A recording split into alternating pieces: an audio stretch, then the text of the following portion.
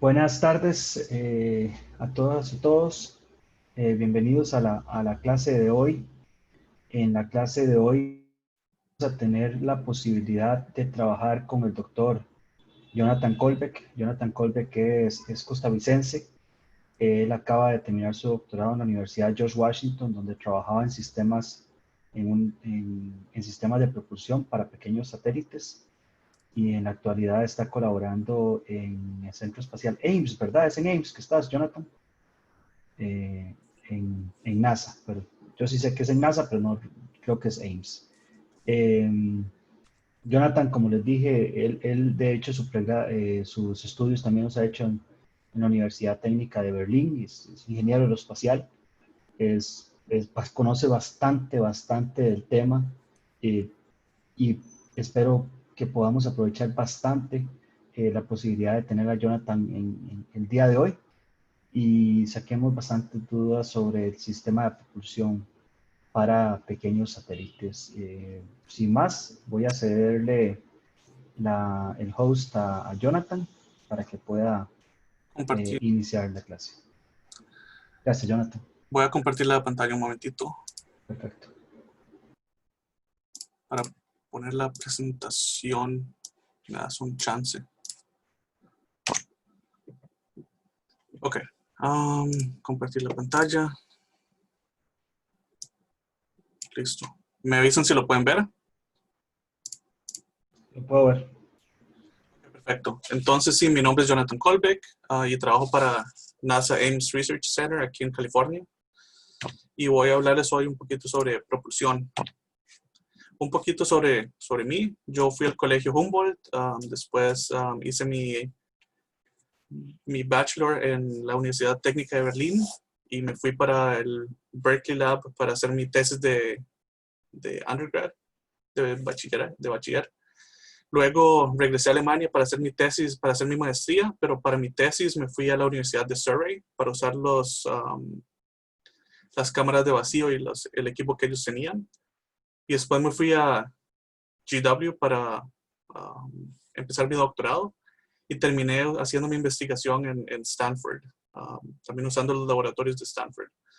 Y estaba trabajando también tiempo completo, medio tiempo en Ames Research Center aquí en California. Voy a empezar con mecánica de órbitas, así un poco lo básico.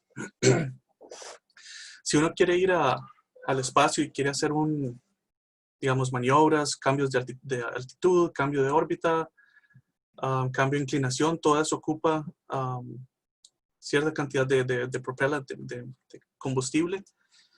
Y además hay una métrica que se usa que se llama el delta V. El delta V prácticamente es el cambio de velocidad que se puede obtener con cierta cantidad de combustible y dependiendo también del tipo de sistema de propulsión que se tiene. El cálculo básico se hace con la ecuación de Vis-Viva, que te quiere decir que el cuadrado de la velocidad es el producto de las constancias de gravitación y la masa del cuerpo en donde vamos a orbitar, y el radio, y ese es el semieje mayor de la elipse, si es una órbita elíptica.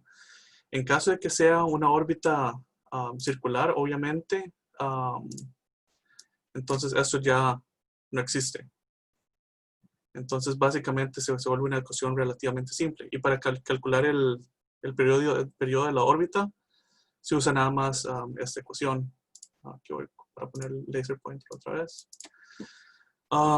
Y con esto se puede calcular el delta V que es necesario para ir prácticamente a cualquier lado en el espacio. Y acá hay un diagrama bastante interesante que demuestra cuánto delta V se ocupa. Si queremos ir de la Tierra a una órbita baja, digamos unos 500 kilómetros, circular de 500 kilómetros, se ocupan aproximadamente 9.3 a 10 kilómetros por segundo de delta V total. Si queremos ir a una órbita geoestacionaria, se ocupan 3.8 kilómetros por segundo adicionales. Y de ahí, digamos, si se quiere ir a una, bueno, en ese sentido se iría a una órbita GTO, que es la Geotransfer Orbit, que es la que se va primero antes de ir al GEO, a la geoestacionaria. Y entonces serían 2.5 kilómetros por segundo, y después para ir de esta a una órbita geoestacionaria son 1.6. De regreso es prácticamente lo mismo, porque hay que hacer la misma maniobra, nada más que al revés. Reentrar a la Tierra ocupa bastante menos, y como pueden imaginarse, eso es por la atmósfera. Entonces se puede usar la atmósfera para frenar el vehículo sin tener que usar un sistema de propulsión. Los cambios de órbita, yo creo que eso ya lo vieron, Adolfo. Sí, ¿verdad? Así es, ya lo vimos. Ok.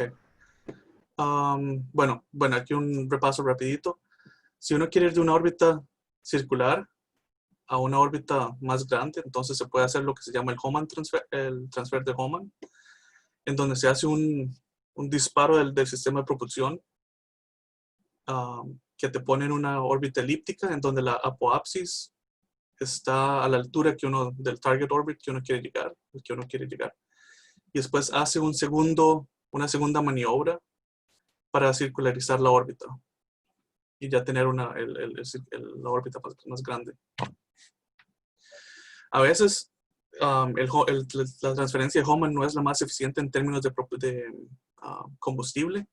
Entonces se puede hacer, por ejemplo, el transfer bielíptico, en donde primero se pone uno en una elipse grande, después sube el perigeo y después circulariza. El problema de esta transferencia es que dura bastante más tiempo, y eso ahorita lo vamos a ver. Pero esto es muy, muy ideal si hay que hacer un cambio de inclinación muy grande también, en donde se hace el cambio de inclinación en la apoapsis o en el apogeo, en donde se ocupa la menor cantidad de delta V para hacer el cambio de inclinación. Aquí un poquito más de información sobre esto. Aquí uno asume que va de órbita con la órbita de radio 1 a una órbita de radio 2, o sea, prácticamente a una segunda órbita circular también. Cuando la relación entre R2 y R1 es más grande que 1.94, es más eficiente energéticamente, no me estoy refiriendo al tiempo, de hacer una transferencia bielíptica. Si está debajo de 11.94, entonces siempre es más eficiente hacer una transferencia de Hohmann. Para mantener la órbita, eso se llama station keeping, y station keeping ocupa aproximadamente, digamos, dependiendo del tipo, entre 45 a 55 metros por segundo. Eso es, por ejemplo, para la ISS. Y siempre se ocupa un poquito de empuje para, digamos, arreglar la órbita, porque siempre hay interferencias por el viento solar, porque el hecho de que la Tierra no es una esfera perfecta y siempre tiene gradientes de gravedad. Entonces siempre hay que arreglar la órbita un poquito. Y para mantener la órbita en la altitud y eso, normalmente se ocupan entre 15 y 75 metros por segundo por año. Entonces ya pueden imaginar que si uno tiene una órbita, hay que mantenerla. Si uno quiere mantenerse siempre, digamos, encima de la misma ground station, y no quiere que la órbita empiece a cambiarle a uno constantemente. Para calcular también el delta V, se puede usar la ecuación de Tsiolkovsky, en donde se usa la velocidad de escape del combustible prácticamente quemado, y se usa la masa inicial del cohete o del satélite y la masa final. Prácticamente esto es, la masa final es la masa total o la masa inicial menos la masa del combustible que se haya usado. Y el impulso específico, que se conoce como ISP, se puede calcular usando esta fórmula, que es la velocidad de escape entre la constancia de gravitación de la Tierra, que es 9.81 metros por segundo al cuadrado. Y el empuje se puede calcular usando el ISP y el flujo de masa al sistema de propulsión. Entonces, por ejemplo, aquí podemos ver, si tenemos un satélite que pesa 1 tonelada, podemos para obtener, digamos, aquí están, unos 3,000 metros por segundo en delta V. Podemos ver que ocupamos, si tenemos un impulso específico, y el impulso específico nos dice qué tan eficiente estamos usando el combustible prácticamente. Si el ISP es de 100 segundos, ocupamos aproximadamente unos 950 kilos de combustible. Pero si tenemos un sistema con 5,000 segundos de impulso específico, ocupamos como unos 50 kilos, tal vez 75 kilos de combustible. Entonces ahí ven la diferencia en eficiencia de un sistema de propulsión con el ISP. Por eso el ISP es tan importante cuando se caracterizan los sistemas de propulsión. El thrust o el empuje de un cohete, en este caso es un cohete químico, se puede calcular con esta forma, con esta ecuación.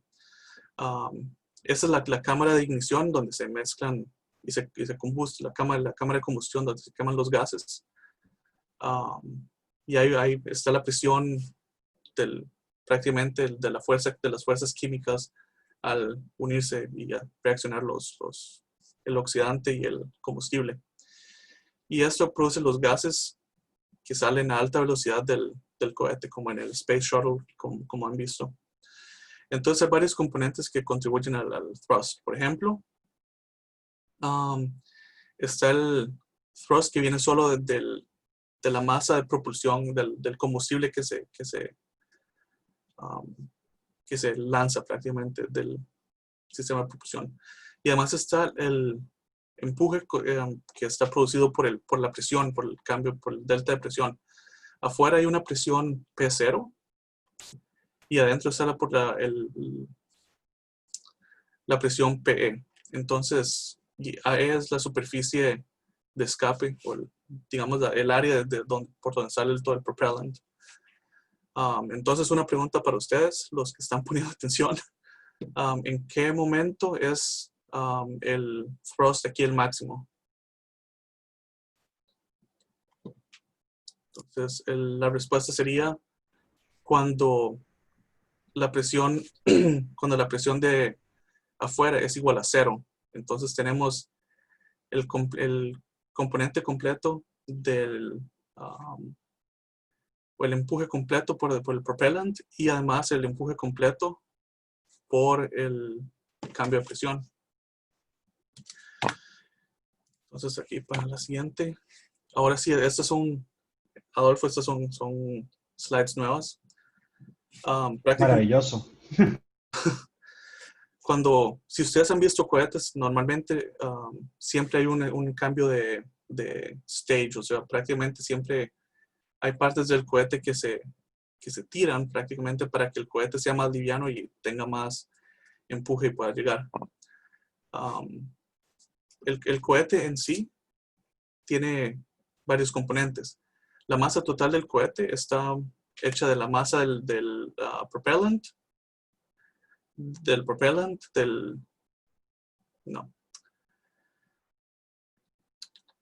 la masa del motor, la masa de la estructura, el cohete en sí prácticamente, la masa del propellant o el combustible y la masa del payload. El payload es prácticamente lo que uno quiere mandar al espacio. Y obviamente uno quiere que la masa del payload sea lo mayor grande posible, porque para eso es que estamos mandando todo el cohete al espacio, para mandar la payload, que sea un satélite, un módulo de la órbita, de la Estación Internacional Espacial, o cualquier otra cosa que queramos enviar. Pero obviamente no es posible mandarlo en un cohete que se llama Single Stage to Orbit, que es prácticamente solo un cohete de sin tener que hacer staging prácticamente. Eso no es posible por física. Se ocupan, como había dicho antes, como unos 10, 15, digo unos 9 a 10 kilómetros por segundo de delta V. Y simplemente no es posible obtener eso con un cohete convencional. Entonces, un método que se puede utilizar es hacer varias etapas, en donde la primera etapa tiene la masa 1, la segunda etapa tiene la masa 2, y después aquí tenemos, digamos, la masa N, después la siguiente masa, y después el payload. Y usando estas ecuaciones, entonces obviamente la masa total es la masa de la primera etapa, más la masa de la segunda etapa, más la masa del resto de etapas, y la masa del payload al final. Y obviamente cada stage tiene que tener suficiente empuje para empujar el resto del cohete hacia el espacio. Y la velocidad terminal de este cohete se puede estimar con esta ecuación. Prácticamente es la suma del empuje, o es prácticamente el delta V producido por cada etapa. Y si continuamos, nos damos cuenta que el delta V aumenta linealmente con el número de etapas. Obviamente, entre más etapas tengamos, más delta V podemos obtener. El problema con eso es que el ratio del payload disminuye de forma exponencial con la cantidad de etapas. Así que, obviamente, si uno quiere llegar bien lejos en el espacio, tal vez, digamos, ir a Marte, ir a Júpiter. Aquí está pasando alguien vendiendo helados. Si uno quiere llegar o al Pluto, entonces obviamente ocupa un cohete muy grande. Y por eso esa es la razón por la que el SLS tiene el payload tan pequeñito aquí arriba. Porque tiene separación de boosters, que es un staging en paralelo. Y además staging serial, que es la primera etapa, y la segunda etapa y la tercera etapa. Y obviamente por eso el payload es pequeño. Y hay un número óptimo para la cantidad de etapas que uno ocupa para un cohete. Y si uno hace la matemática con las ecuaciones de antes, obtiene que la cantidad óptima de etapas es 1.12 por multiplicado con la velocidad que uno ocupa y la velocidad promedio de escape de los gases que producen el empuje. Obviamente, si nos podemos ver aquí en esta ecuación, y si pensamos, digamos, en el Saturn V, en el cohete con el que fuimos a la Luna, la primera etapa tenía RP1, que es el cohete, que es el combustible prácticamente, que es gasolina, pero muy, muy, muy refinada, queroseno, de hecho, con oxígeno. Pero la segunda etapa era hidrógeno con oxígeno, porque estaba hecho para ser más eficiente en el espacio y no en la atmósfera. Entonces, obviamente, hay que usar el promedio de estas dos velocidades de escape. Y con eso, obviamente, se pueden calcular las trayectorias de descenso. Sí, entonces está, obviamente, el thrust o el empuje que produce el cohete cuando empieza aquí abajo. El cohete empieza a subir, obviamente, produce 100% del empuje y empieza a levantarse lentamente. Pero si ustedes han notado en los videos de SpaceX o, por ejemplo, de NASA, se dan cuenta que en algún momento el cohete empieza a moverse hacia el lado y empieza a inclinarse. Eso es para escapar, para prácticamente alinearse con la órbita final, que obviamente la órbita final es tangencial a la superficie de la Tierra. Entonces, queremos ir de un ascenso vertical a un movimiento tangencial prácticamente. Pero el problema es que hay varias fuerzas que nos desaceleran. Por ejemplo, está la fuerza de gravitación, está la fuerza de de fricción, y además también hay un lift aerodinámico porque es un objeto que vuela por la atmósfera, entonces siempre hay un lift, pero si no contamos con el lift, entonces podemos calcular todo esto y calcular trayectorias de ascendencia, que fue lo que hice acá. Por ejemplo, para un Ariane 5, ese es el cohete que usa la Unión Europea. Tiene 2 boosters de combustión sólida y la primera etapa tiene un solo cohete o solo un motor de hidrógeno y oxígeno. Y si podemos ver acá, la altitud incrementa relativamente, es bastante lento porque el cohete pesa creo que 700 y restos de toneladas. Entonces el ascenso es bastante lento, pero ya empieza a agarrar velocidad como pasa el tiempo. La velocidad, por supuesto, tiene un cambio acá. Y si alguien quiere comentar o alguien quiere decir por qué es que hay este quiebre acá. Creo que tenemos los elementos para contestar eso, ¿verdad? ¿Alguno de ustedes tiene una idea de Max por qué Q. sea? Más o menos, pero si se ve el cohete, aquí es cuando está el stage separation, cuando se botan los solid rocket boosters. Entonces, Ok, sí, tiene sentido. entonces el cohete empieza a acelerar y después de 130, 135 segundos, los solid rocket boosters están vacíos, se tiran, entonces ya el cohete desacelera un poco porque ya no tiene todo el empuje de los 2 rocket boosters. Pero ya empieza a acelerar otra vez y ya escapa y llega a la órbita. Y esto se vuelve obvio cuando uno ve la masa acá, que la masa baja linealmente prácticamente a medida que vamos quemando combustible y de repente hay una baja de, creo que son como 50 toneladas, que son los rocket boosters vacíos, o como 40 toneladas. Y después sigue otra vez bajando linealmente, pero a un cambio más pequeño. Y este es el ángulo gamma que tenía aquí. Ese es el ángulo de inclinación entre el vector del empuje y prácticamente la superficie de la Tierra. Entonces al final debería terminar a 0 y eso es correcto. Y ahora voy un poco más enfocado a los sistemas de propulsiones. Los sistemas de propulsiones se dividen en 3 categorías mayores: la propulsión química, nuclear y la propulsión eléctrica.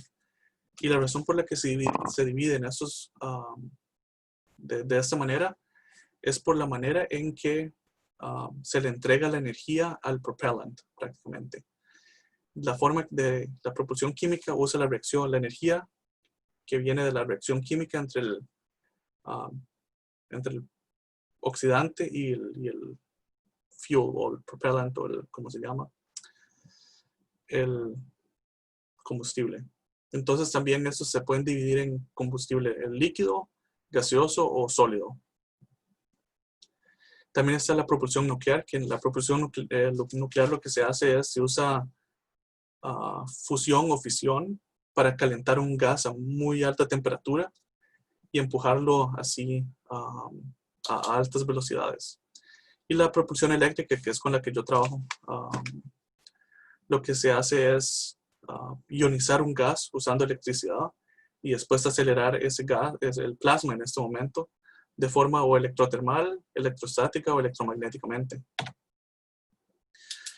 Entonces ahora, para dar unos ejemplos para propulsión química, está el cohete del Space Shuttle, el Space Shuttle Main Engine, que usa oxígeno líquido e hidrógeno líquido. Y tienen un impulso específico como de 450 segundos. Mantengan este número en mente. Pero tiene un empuje bastante alto, que son 1.8, casi 1.9 millones de newtons cada uno. Los Solid Rocket Boosters tienen un impulso específico menor, 250 más o menos segundos. Pero como pueden ver, tiene un empuje mucho más alto, 12 millones de newtons. Y también está la propulsión nuclear con la que trabajó NASA, que se llama NERVA, que tiene un specific impulse de como 710 segundos y un empuje de aproximadamente de 250 kilonewtons. Entonces aquí pueden ver la diferencia. Y esto explica también el porqué el porqué del cambio de velocidad tan rápido aquí y después el cambio de velocidad es más lento acá, porque acá están los solid rocket boosters funcionando y aquí es solo el sistema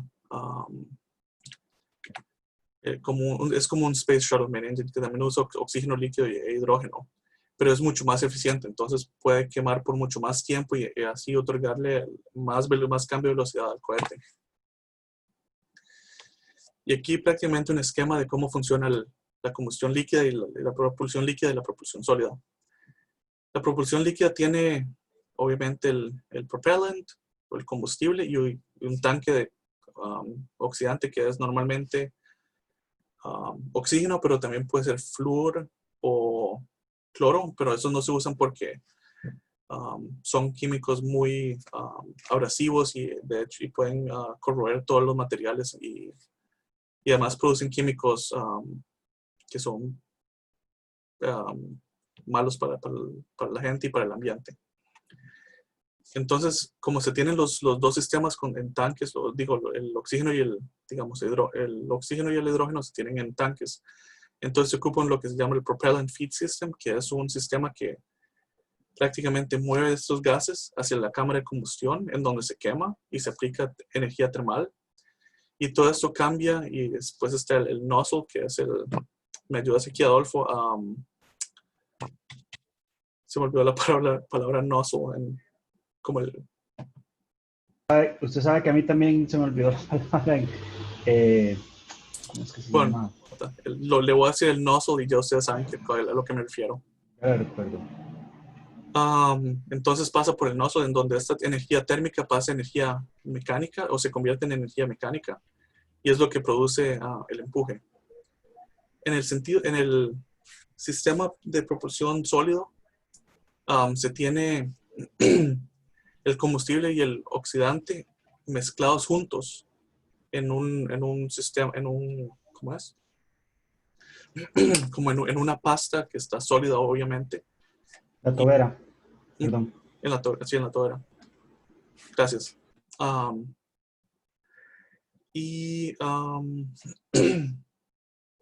Entonces tenemos prácticamente un tubo entero que contiene el oxidante y el combustible juntos y un binder, prácticamente algo para que lo sostenga juntos. Y luego se enciende el sistema de propulsión y ya empieza a quemar los dos juntos y eso produce bastante calor que sigue quemando el resto de esta mezcla y eso es lo que produce el empuje. Entonces, conociendo el sistema de propulsión y los materiales que estamos usando, o el combustible que estamos usando, se puede calcular la velocidad máxima con la que sale el gas, usando la ecuación de Samenani-Banzel, que él descubrió esta fórmula en 1839. Kappa es el índice adiabático del gas. R es la constante universal. Y M es la masa molar del gas que estamos usando, el combustible. P es la presión es la presión justamente después de la tobera. Y PC es la presión dentro de la cámara de combustión. Entonces, usando esa ecuación se puede obtener la velocidad máxima. Ahora sí, si alguien quiere responder esto, ¿qué tres cosas aquí podemos cambiar para incrementar la velocidad de escape? Así viendo nada más la ecuación. Por ejemplo, kappa es una constante. La presión en la Ajá, cámara de combustión. perfecto. No sé si se puede variar también la presión del gas, digamos, en la salida de la tobera. Eso va por la altitud, entonces eso prácticamente es, digamos, lo consideramos constante. Ok, entonces la temperatura también me imagino que se puede variar. Correcto. Y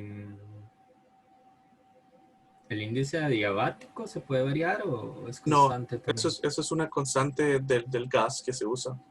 Entonces sería tal vez la masa del gas, Correcto, digamos, elegir diversos tipos de gas. exactamente. Entonces, entre más baja la masa molecular, entonces mayor la velocidad de escape. Entre mayor la temperatura también, y el ratio de aquí también, de presión de la cámara de combustión a la presión de afuera. Entonces, esto explica muy fácilmente por qué el hidrógeno es uno de los mejores combustibles que se pueden usar para cohetes líquidos. También, y si nos ponemos a pensar, bueno, es el más eficiente si se usa hidrógeno, y si usamos RP1, que es el queroseno especial, entonces obviamente eso es mucho más pesado, entonces la velocidad va a ser más baja. Y el exponente adiabático obviamente se puede cambiar si, dependiendo de la mezcla que se usa, pero esto es prácticamente constante con el sistema que uno tiene. Después están los propellants, o los tipos de combustible que se usan. Se pueden usar como combustible el hidrógeno, los hidrocarbonos, mezclas de boro, o también como metales y que son aditivos. Por ejemplo, en los cohetes sólidos se usa aluminio para hacer una reacción más caliente de forma exotérmica.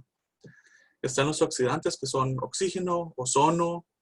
También pueden ser gases que contengan bastante oxígeno, como creo que eso es amoníaco, se me olvidó. Y está tetróxido de nitrógeno. O también flúor, pero flúor obviamente ya dijimos que no, porque también reacciona con el aluminio de los componentes y con los tanques, entonces es muy difícil de manejar. También se puede dividir el tipo de propellant en la cantidad de partes de la que está hecho. Entonces está el monopropellant, que normalmente se usa que se usa, digo, normalmente si se usa un monopropellant es prácticamente un tipo de gas o un tipo de líquido que se pasa por algún catalizador que se calienta y ya con eso se produce el empuje. También están los bipropellants, que son como el combustible con otra cosa que se mezclan y ya producen una reacción. O hasta a veces hay con 3 tipos de combustible que se unen y ya producen una reacción. También se pueden dividir por el método de ignición. Si son hipergólicos, prácticamente hipergólico significa que si el oxidante y el combustible se tocan, prácticamente apenas llegan en contacto, producen una ignición. También se puede hacer de forma catalítica, de forma térmica o eléctrica, o con una descarga pirotécnica, que es como se inician los solid rocket boosters. Y obviamente también se puede dividir el tipo de propellant entre líquido, sólido, o una mezcla entre ambos, o hasta gelatinosos, que son menos comunes, pero también se usan. Ahora, si vemos el Solid Rocket Booster, por ejemplo, y nos vamos a la propulsión sólida, tenemos el Solid Rocket Booster, y si vemos un corte prácticamente por la mitad del booster, tenemos la parte A, que es una parte en donde es muy, muy denso el sistema, y todo lo blanco aquí es combustible con el oxidante mezclado en una pasta, pero en esta configuración, o sea, con pequeños cortes por acá. Luego, en la siguiente parte está, si vemos el corte B, es una parte ya más redonda, mucho más simple. Y está el corte C, en una parte en donde es más amplia. ¿Alguien quiere atreverse a tal vez explicar por qué las diferentes formas prácticamente aquí en el Rocket Booster?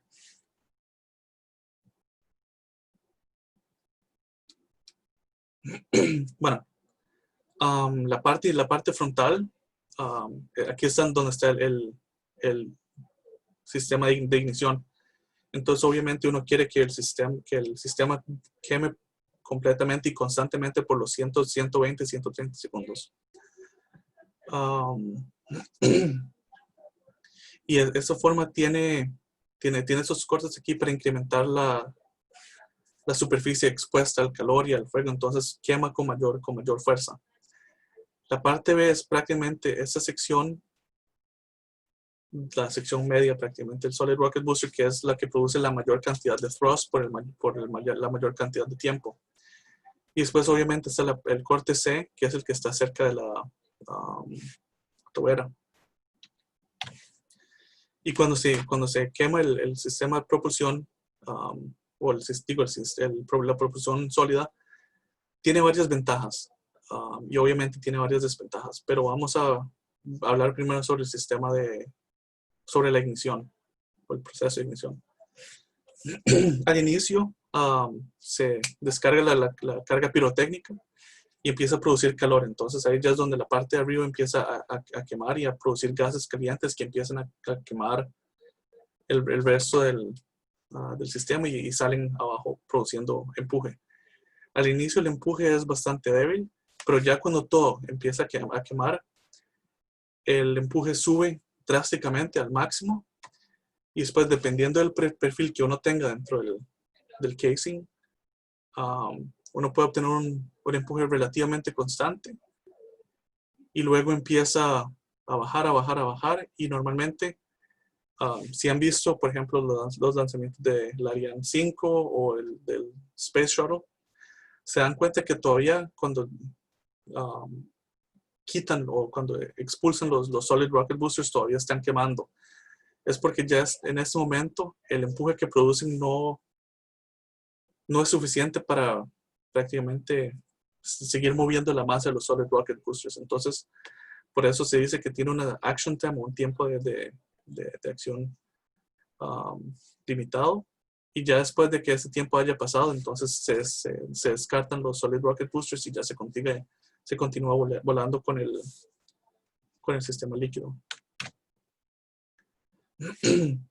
Después, bueno, ya voy a hablar de los sistemas de propulsión eléctricos, que son con los que yo trabajo. Están los sistemas electrotermales, los electrostáticos y electromagnéticos. Por ejemplo, están los resistor jets en los electrotermales, que prácticamente, ustedes, si no me equivoco, son ingenieros eléctricos. Es un sistema bastante simple. Prácticamente se tiene un gas con una válvula y la válvula deja pasar un poco de gas y el gas se calienta usando una resistencia de tungsteno. Y ya eso le da energía térmica al gas y ya eso mejora la performance prácticamente del sistema de propulsión. Después están los arc jets, que es un sistema similar, pero usa un arco prácticamente como soldadura para calentar un gas a mucha más alta temperatura y expulsarlo. Y también están los vacuum arc thrusters, que son con los que yo trabajo, que prácticamente usan arcos eléctricos para ionizar metales a plasma y así producir empuje. Después están los sistemas electrostáticos como los Hall Effect Thrusters, los Gridded Ion Thrusters, que usan rejillas prácticamente para acelerar los iones. Y están también los Field Emission Thrusters, que usan campos eléctricos muy fuertes para ionizar ciertos líquidos coloidales o cosas así. O tal vez algunos usan indio, el material, el metal líquido para acelerarlo. Y están después los sistemas electromagnéticos como el Vasimir, que todos lo conocemos. Los Magnetoplasma Dynamic Thrusters, que son los MPDs. Y los Pulse Plasma Thrusters, que usan la forma electromagnética también de acelerar el plasma. Entonces sí, el sistema de propulsión eléctrica es a primera vista muy similar a los sistemas líquidos, pero nos damos cuenta de que solo tiene un combustible que no usa oxidante. Obviamente también hay que buscar una manera de mover el combustible hacia el lugar donde va a pasar la reacción, y vamos a tener un sistema eléctrico bastante robusto que controla la ionización o el calentamiento del plasma, y también se usa en cierto modo una tobera, pero esto puede ser magnética o física como las que ustedes conocen. Entonces, la forma en la que producimos el cambio de velocidad o le damos velocidad al gas en la forma electrotermal es agregándole o incrementando la temperatura del gas. Es bastante fácil. Cuando usamos sistemas electrostáticos, obviamente usamos campos eléctricos para acelerar los iones a una velocidad, a cierta velocidad. Y para producir una fuerza usando los sistemas electromagnéticos, obviamente tenemos una fuerza de Lorentz. Entonces ocupamos un campo magnético también, que obviamente el nombre lo dice. Y hay varias formas de producir ionización. Ionización se puede hacer o producir con choques inelásticos, en donde prácticamente tenemos una partícula, digamos un átomo que pega en otro átomo, y lo golpeó con tanta energía que le soltó un electrón. Entonces ya tenemos un ion positivo y un electrón. También se puede hacer ionización con campos eléctricos bien fuertes. Entonces cuando el átomo pasa por el campo eléctrico prácticamente le saca el electrón, y entonces ya tenemos ionización. También se puede hacer fotoionización, con la que le usamos láseres o algún tipo de luz o radiación para sacarle un electrón a un átomo. Y también se puede con cambio de cargas. Entonces tenemos, digamos, un átomo neutral y un ion positivo, y entonces al chocar, el ion positivo ahora es un átomo porque recibió un electrón, y el átomo que antes era neutral ahora es positivo. Entonces hay prácticamente un cambio de cargas entre los dos. El thrust se calcula de forma similar, pero obviamente en este momento usamos energía eléctrica para acelerar el gas. Entonces tenemos prácticamente el power o la potencia del jet con la potencia eléctrica que se usa para ionizar el sistema, y esto nos da la eficiencia. Y si usamos la velocidad, por ejemplo, si usamos la velocidad, o si queremos calcular la velocidad de escape, entonces tenemos que usar la potencia del jet, que se puede medir, la masa y o el flujo de masa, ¿verdad? Y esto resulta al thrust con el ISP multiplicado por G. Y esto, si se recuerdan, es VE o CE, como lo había también llamado antes. Y cuando tenemos esto, nos damos cuenta de que el thrust de un sistema de propulsión eléctrico es proporcional al inverso de la velocidad de escape. Así que entre más alta la velocidad de escape, y obviamente entre más alta la velocidad de escape, más alto el ISP, porque es prácticamente multiplicado solo por el factor G, obtenemos un thrust mucho menor.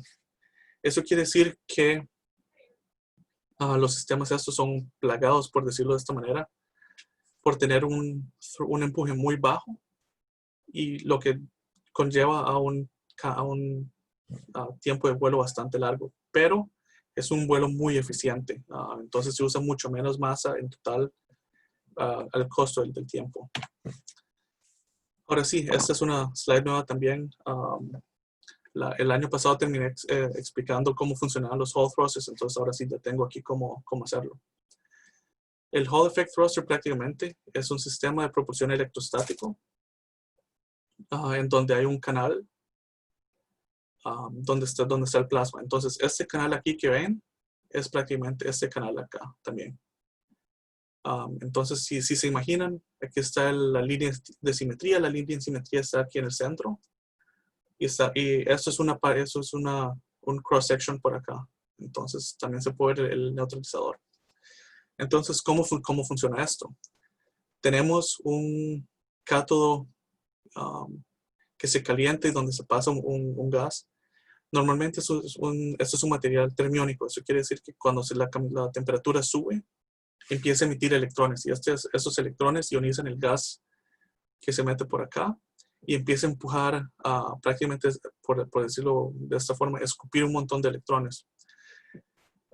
Y al mismo tiempo se le inyecta el mismo gas que se usa el propellant, en este momento puede ser xenón o krypton o cualquier gas inerte, se inyecta también en el canal. Y lo que pasa ahora es, como hay campos eléctricos entre el entre el cátodo y el ánodo, hay un campo eléctrico muy fuerte en esta dirección. Entonces los electrones son atraídos hacia el ánodo porque ellos quieren completar el circuito. Lo que pasa es que aquí hay un campo magnético bastante fuerte en donde los electrones que quieren ir al ánodo se quedan atrapados y empiezan a girar. Pero como también hay un campo magnético, o bueno, como está el campo magnético en esta dirección y el campo eléctrico en esta dirección, entonces produce una fuerza de Lorentz que hace que el ion empiece a girar en esta forma. Los electrones empiezan a girar circularmente en ese torus, o como se llame, como en forma de una dona prácticamente, y empiezan a girar por acá. Y a medida que van girando y girando y girando, esos electrones están prácticamente atrapados en ese campo magnético, y por las fuerzas que le aplican, entonces siguen moviéndose y siguen moviéndose. Y cada vez que viene un átomo que es neutral de gas, normalmente se ioniza, entonces produce otro ion y un electrón. Y ya cuando tenemos pares de electrones y pares de iones, los electrones que se producen por acá son atraídos hacia el ánodo e ionizan también más gas al pasar. Y los iones positivos, que como ven, como hay tantos electrones atrapados aquí en esta región, ven un campo eléctrico muy, muy, muy fuerte. Entonces los iones son acelerados hacia afuera.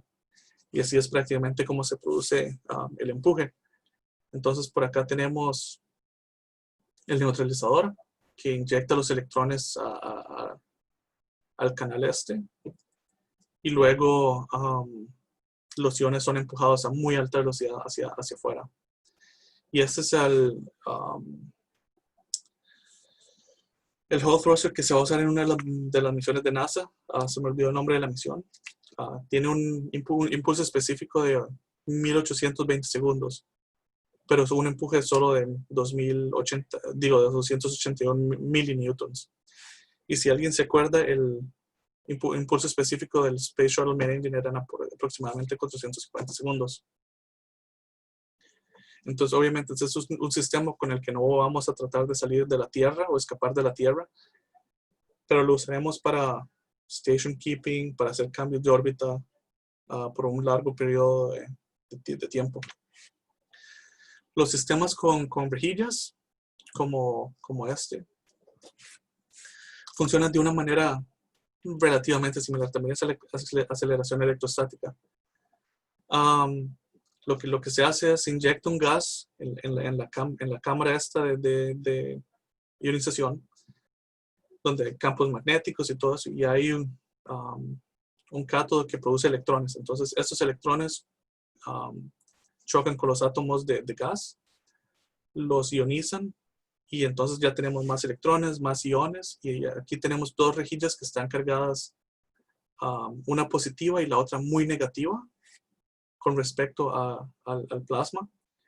Entonces los iones prácticamente son acelerados por el campo eléctrico que está aquí entre las dos rejillas, y es acelerado a una muy alta velocidad.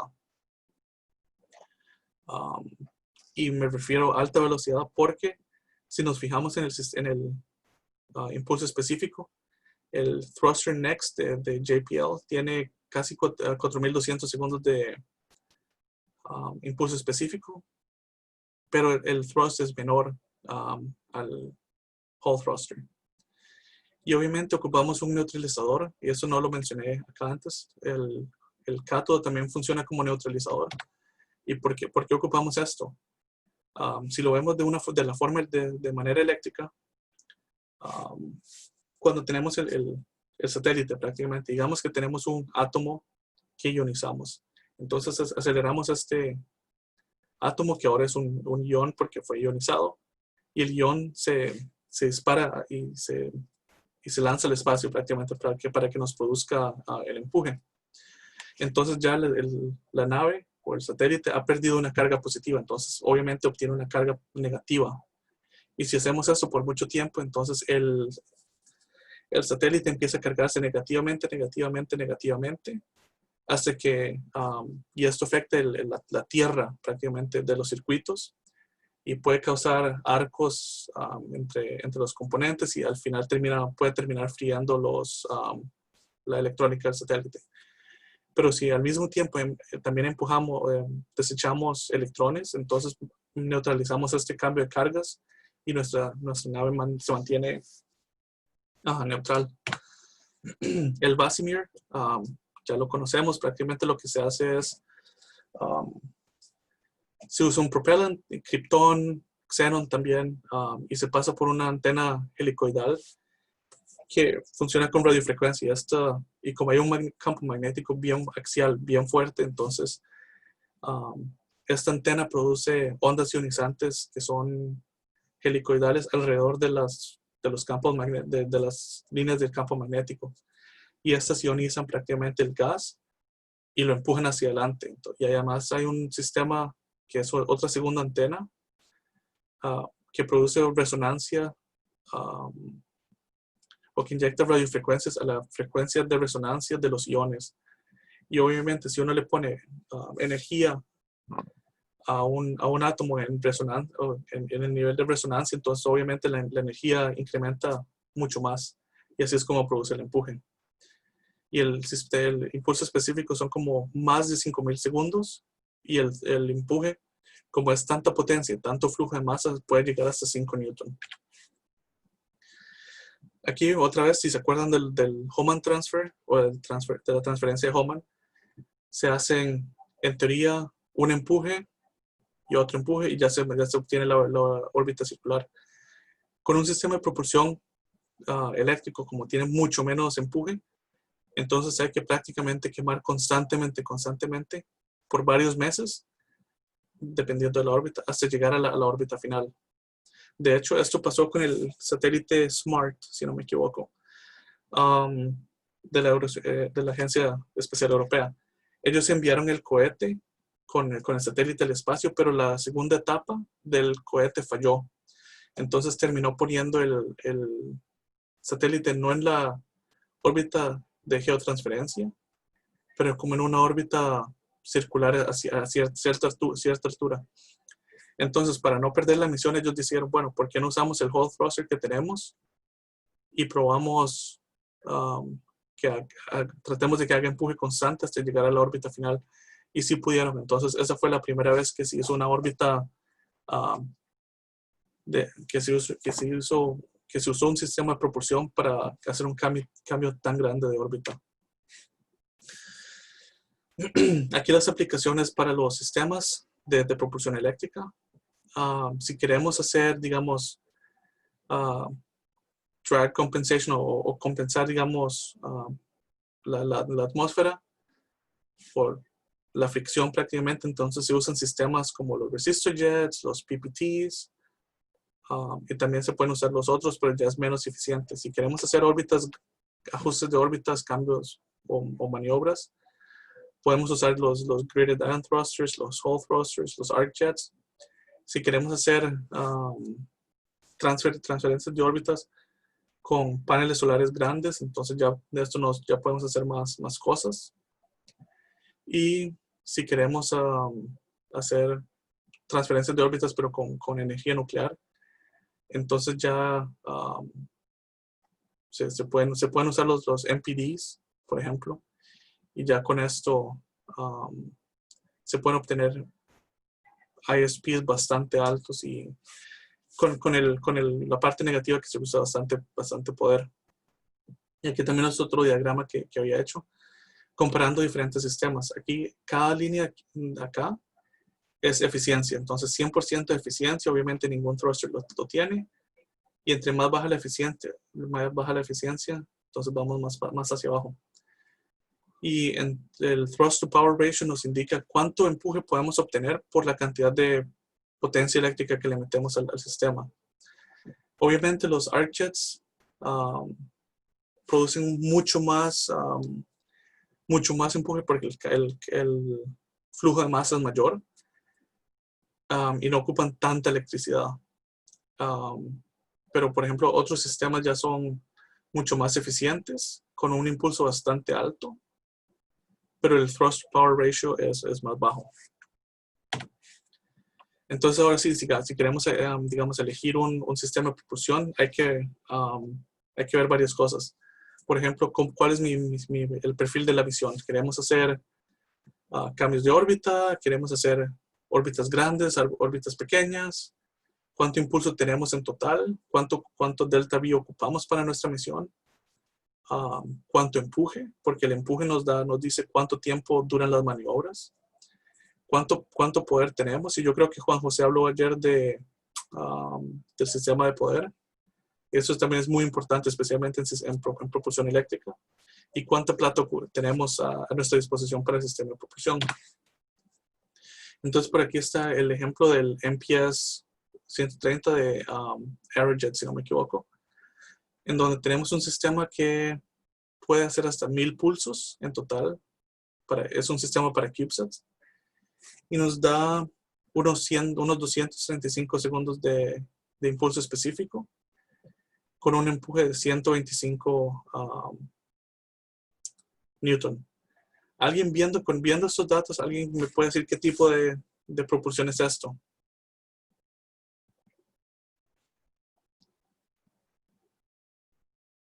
Es un sistema de monopropellant en ese sentido, que prácticamente usa un catalizador para producir empuje. Entonces obviamente no es un sistema eléctrico. Pero el hecho de que use electricidad, si se ponen a ver aquí las especificaciones, el hecho de que use energía eléctrica no quiere decir que sea un sistema eléctrico, porque las válvulas ocupan electricidad, también el catalizador tiene que estar a cierta temperatura para que funcione óptimamente, eso también ocupa calentadores, y el propellant también ocupa calentadores. Entonces, el hecho de que use calentadores y eso no quiere decir que sea un sistema eléctrico. Y por ejemplo, aquí podemos ver, dependiendo del sistema, aquí hay un sistema para una unidad o 2 unidades. El delta V que se puede obtener depende obviamente de la masa del CubeSat y el sistema de propulsión que usamos. Si usamos el de 2 unidades y el CubeSat pesa 3 kilos, entonces obviamente se tienen como 1000 metros por segundo de delta V. Pero esto se refiere a la wet mass del satélite. La wet mass o la masa mojada, por decirlo de esa manera, es la masa que incluye todo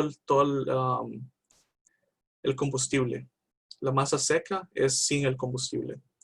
Y si ponemos a ver acá una masa de 3 kilogramos wet, y nos damos cuenta que el thruster pesa 2.76 kilos. Así que esto no es realista porque el resto de subsistemas ocupan todavía mucho más masa. Entonces, algo realista sería como por acá, 4 o 5 kilos, entonces ya nos da 800 metros por segundo. Si usamos un sistema, un Hall thruster, por ejemplo, ya que usamos la cantidad de poder que se usa, si nos fijamos acá, ese es un sistema químico, usa tal vez digamos unos 18, 17 vatios de electricidad para que funcione, porque solo ocupa válvulas, los catalizadores y ya la reacción química ocurre en sí, y la energía que se usa viene de la reacción química. Pero como este es un sistema eléctrico, entonces ya se usa 2.2 kilovatios de poder para producir 123 millinewtons de empuje. Pero el impulso específico es de casi 1800 segundos, con una eficiencia de casi 50%. Entonces ya nos damos cuenta que usar sistemas eléctricos tiene muchas ventajas si se usan en la aplicación correcta. Y también, por ejemplo, está este otro thruster que es más pequeño. Usa solo, digamos, unos 600 vatios de poder, pero solo nos produce casi 40 millinewtons de impulso con 1500 segundos de empuje específico. Y podemos usar xenon, yodo o krypton para producir el empuje.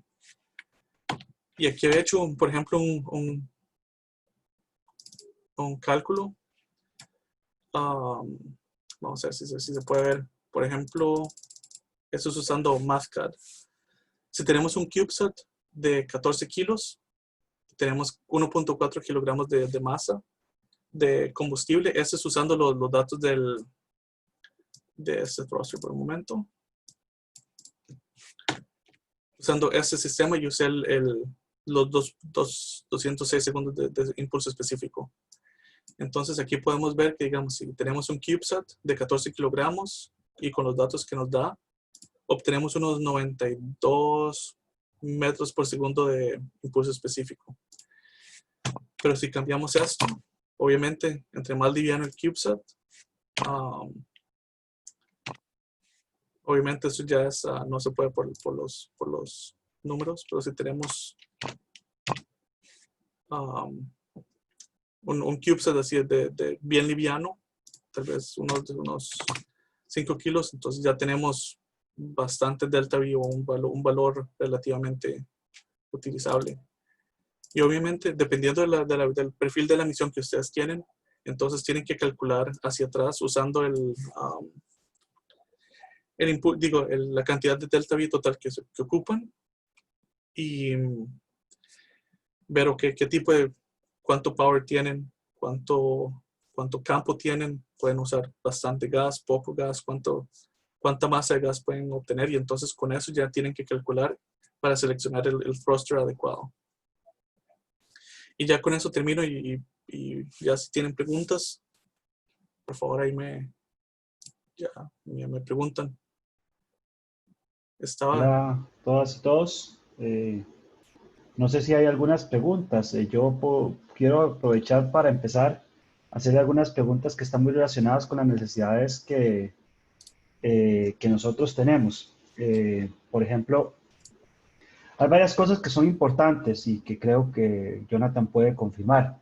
La primera que es importante es, por ejemplo, las misiones que ustedes tienen pueden ser, por ejemplo, mucho más sencillas o más baratas de lanzar desde la Estación Espacial Internacional, que permite lanzar CubeSats hasta satélites de 50 kilogramos.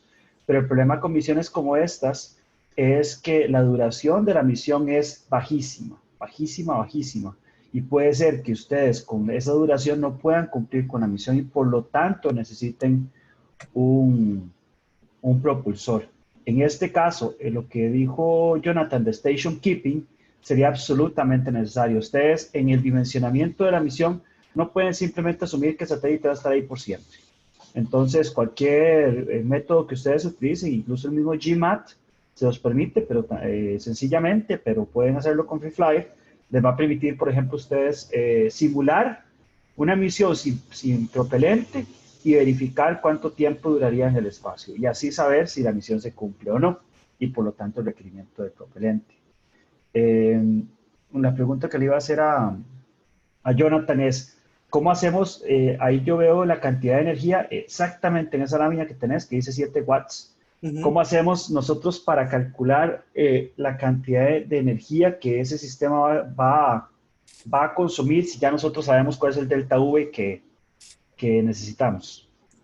Ok, eso depende mucho. Por ejemplo, cuando haces el budget de poder, ahí es importante saber qué tipo de duty cycle va a tener el thruster.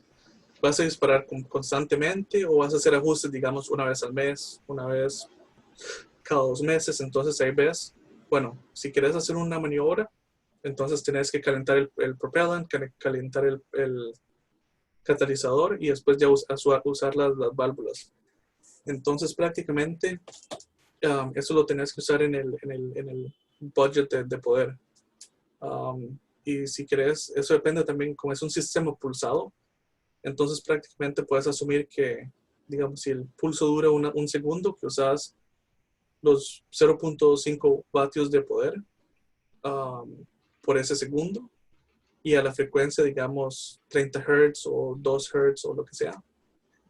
Pero el calentador de 7 vatios y el otro calentador de 10 vatios, obviamente tienen que funcionar constantemente si quieres hacer la maniobra. Pero si no ocupas hacer una maniobra, entonces normalmente estos sistemas no ocupan, digamos, no ocupan usar la energía si no se están utilizando. Entonces ya por eso, si vas a hacer el power budget, tenés que ponerte bien digamos, a hacer un caso para cuando uses el sistema de propulsión, entonces ya eso te da la información. No sé si me explico. Sí, perfectamente. Gente, ¿preguntas? Yo tengo una pregunta con respecto a las órbitas, bueno, al cambio de órbitas, ya sea human o eléctrico, digamos. Si yo, por ejemplo, tengo Creo un que te satélite, perdimos el sonido, Sebastián. ¿sí me escucha? Sí, yo escucho. Puedes tratar de nuevo, si no la escribís. Deme un chance, profe. Ok, gracias. Vamos a ver.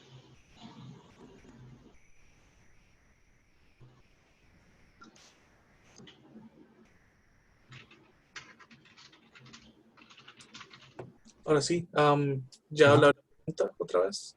Sí, es que usted sí la estaba oyendo porque a mí se me interrumpía muchísimo. No, No sé si ahí me escuchan ya. Sí, sí, perfecto. Ok, era con respecto a la órbita de Human y a la órbita eléctrica. Si, por ejemplo, yo tengo un satélite y, digamos, yo ocupo que llegue a una órbita, pero tal vez no me urge que llegue a esa órbita, ¿qué es mejor, digamos, quemar propelente y hacer una órbita, hacer una transferencia de Human o utilizar, digamos, un sistema eléctrico y hacer la transferencia eléctrica? Sí, sí, Digamos, ¿cuál es más eficiente, digamos? más eficiente, obviamente, usando el sistema eléctrico. Te va a durar más, obviamente, pero es mucho más eficiente. Con solo que veas el ISP, el impulso específico, ya uno se da cuenta que es mucho más eficiente la, la transferencia eléctrica, por llamarla así, porque vas a también usar muchísimo menos combustible. Okay. La de Human se usa, digamos, en caso de que yo necesite hacer un cambio como inmediato o lo más rápido, digamos, posible de órbita. Claro, hay que ponerse a ver en el caso o de dónde está la plata, ¿verdad? Y cuál es el caso. Normalmente los sistemas que se usan o los sistemas que han usado la transferencia de Hohmann son los satélites geoestacionarios. ¿Y para qué quieres tenerlos rápidamente en la órbita? Porque son sistemas que se usan para telecomunicaciones. Prácticamente cada día que el satélite está en órbita, me hace una ganancia de $1 millón. Así, haciendo transferencia de radio, transferencia de señales de televisión, internet, lo que sea. Entonces, obviamente, te interesa que cuando despegue el cohete, el satélite esté en su órbita final lo más rápido posible.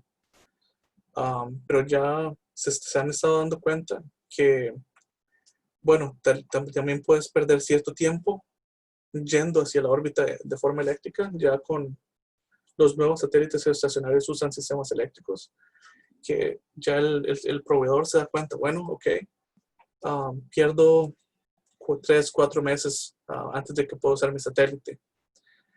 Pero como usa tan poquita masa en total, con la misma masa de propulsión que hubiera usado para tener satélite en órbita 3 meses antes, ahora puedo hacer que el satélite esté en órbita 15, 20 años en vez de solo 10 años, por ejemplo. Entonces, porque como estás en una órbita geoestacionaria, tenías que siempre hacer cambios, o sea, tener que hacer ajustes constantemente de órbita, como por ejemplo station keeping, drag compensation, todas esas cosas. Y entre más combustible tengas que te quede libre, entonces puedes operar el satélite por más tiempo. Entonces ya los operadores de satélites se han dado cuenta que entre más que usando sistemas eléctricos, más bien ganan mucho más plata todavía. Ok, entonces al final, digamos, se resume en un problema más económico, digámoslo así. Exacto. Siempre hay que ver por dónde viene la plata, prácticamente. Ok, perfecto, gracias. Uh-huh. ¿Alguna otra? Perdón, lo tenía en mute. ¿Alguna otra pregunta? Yo sí tenía otra pregunta para aprovechar. Vieras que esa pregunta me la hicieron a mí porque la discutimos cuando vimos la parte de Astrodynamics y creo que vos estás mejor capacitado de responderla con más detalle. Pero en Astrodynamics hemos visto el cambio de órbita tal cual sobre el mismo plano, pero yo les hablaba a ellos de que los cambios a diferentes inclinaciones de órbita eran tremendamente energéticos. ¿Podrías hablar un poquito de eso? Sí, claro. El cambio de órbita energético, obviamente, digamos, el cambio de órbita en términos de inclinación cuesta mucho, prácticamente porque quieres cambiar los TLEs y ahí quieres cambiar la inclinación. Entonces, de hecho, no puse la fórmula acá y no la tengo directamente. Pero, por ejemplo, si estás en una órbita circular, digamos, en la órbita circular cambias, digamos, si estás a 500 kilómetros de altura, entonces vas a una velocidad de 9,000, creo que son, whatever, 9,000 metros por segundo, más o menos. Entonces, si quieres hacer un cambio de órbita, entonces vas a una velocidad muy alta, entonces va a costar más energéticamente para hacer este cambio, porque ya vas a una velocidad bastante alta. Los cambios de órbita normalmente en forma de inclinación los quieres hacer siempre en el apogeo, que es donde la velocidad es menor y ahí es donde cuesta menos energía hacerlo. Si uno ve la fórmula, entonces ya es mucho más obvio. Si me dan un chancecito, la busco. Mientras tal vez respondamos alguna otra pregunta.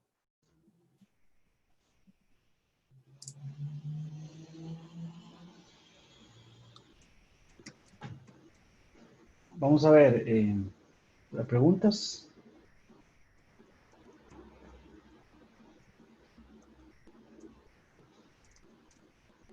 Vamos a ver.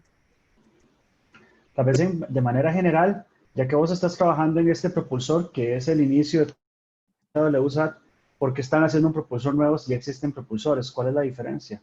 Tal vez algo más general.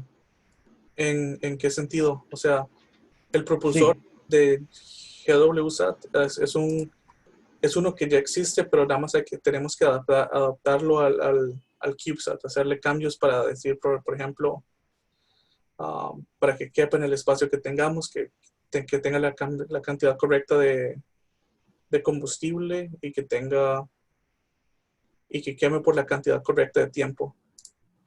Entonces es prácticamente un sistema que existe, pero hay que hacerle cierto rediseño para cambiar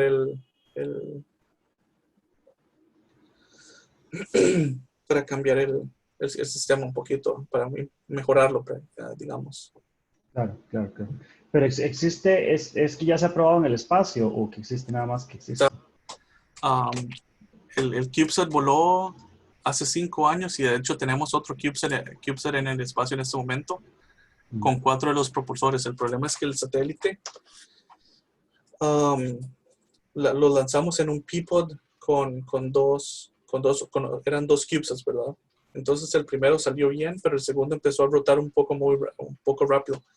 Y por creo que mes y medio, 2 meses, no escuchamos nada del CubeSat. Y ahora, y de un momento al otro, empezamos a escuchar del CubeSat. Lo que creemos que pasó fue que el cableado o algo así del satélite en la antena, en el sistema de deployment de la antena, se quedó como trabado. Y de tan rápido que estaba girando que las fuerzas de inercia o quién sabe qué, al final lo soltó y entonces ya está comunicando. Pero nos dimos cuenta de que el CubeSat está girando a tanta velocidad que está produciendo un cierto Doppler shift o cambio Doppler en la señal de radio, Wow. que hace que la señal de radio sea súper difícil de entender. Entonces no estamos teniendo problemas contactando el CubeSat más bien. Okay. Sí, pero acá, por ejemplo, ya encontré la fórmula. Uh-huh. Entonces el cambio, aquí el cambio de órbita, de inclinación, lo queremos hacer en el nudo en el node de ascension, o como se llame. Puta, se me olvidó cómo se llama en el nodo ascendiente o en el nodo descendiente, que es prácticamente el cruce entre las dos órbitas, la órbita inicial y la órbita final. Y el cambio de inclinación, entonces obviamente se hace de esta manera y entonces ocupamos, es un cálculo de vectores, entonces el vector de velocidad inicial y el vector final de velocidad. Para llegar de uno al otro hay que aplicar un vector de velocidad de esta manera. Y para calcular son 2 por la velocidad de la órbita inicial más la mitad del seno del ángulo. Entonces, por eso, 2 es lo que hace que los cambios de inclinación sean tan caros.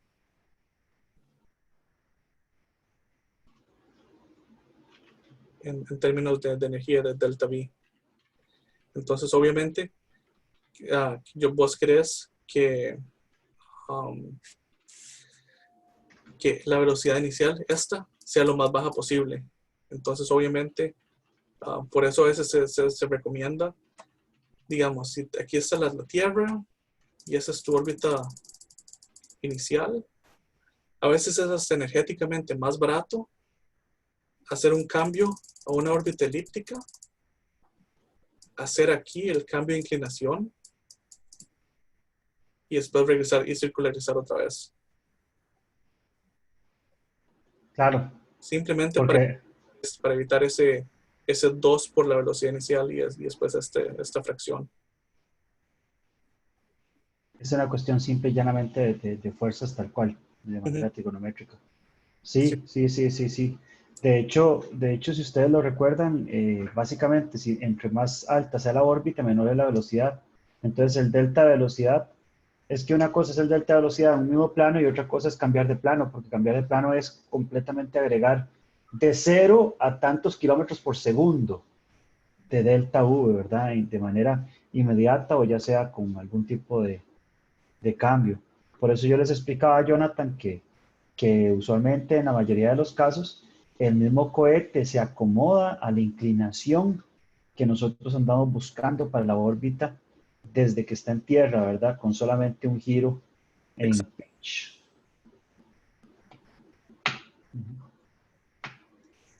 ¿Alguna otra pregunta, gente? Creo que la clase ha sido muy interesante.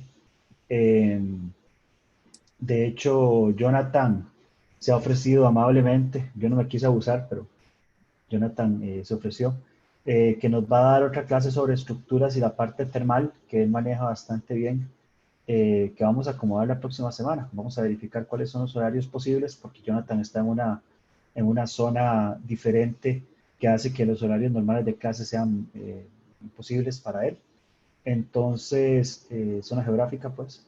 Entonces, no sé si Jonathan, ¿tenés algo para cerrar al final? O si ya estamos. Sí, que aprovechen para hacer preguntas, pero si no, si les queda alguna pendiente, entonces tal vez la podemos discutir la próxima semana.